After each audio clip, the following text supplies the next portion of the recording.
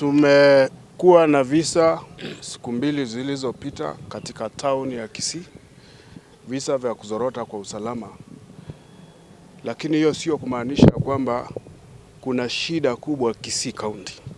Shida imekuwa kwa hii town, na tumefuata, tumejua kiini ya hiyo shida ni kwamba a few elected leaders, political leaders, are misusing the Boda factions that we have in this town. And we have said that these political leaders are not above the law.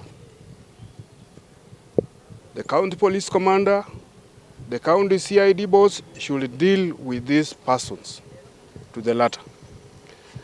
Tumesema vile vile hawa makundi ambayo yamekuwa yakipigana, wale vijana washikwe na wapelekwe gerezani. So far, 3 people have been arrested, and I think we are happy with what has happened in the last 2 days in terms of arrest and prosecution.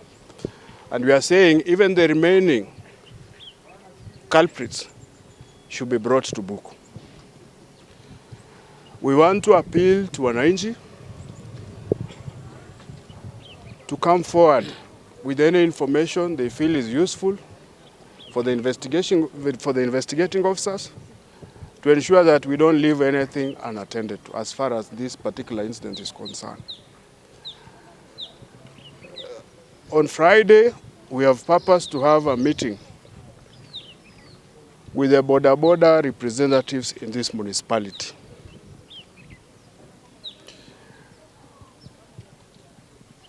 We have also agreed that we are going to deploy security personnel, uniformed and armed on 24/7 within Kisii town.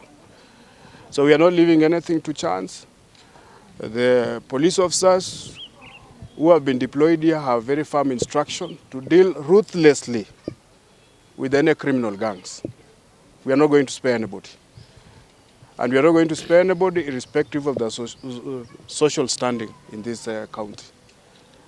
So I think that's the message we wanted to convey, that what has happened is an isolated incident here in Kisii town, not in the entire county, as has been portrayed out there. That's something that has happened within the Kisii municipality, and we are dealing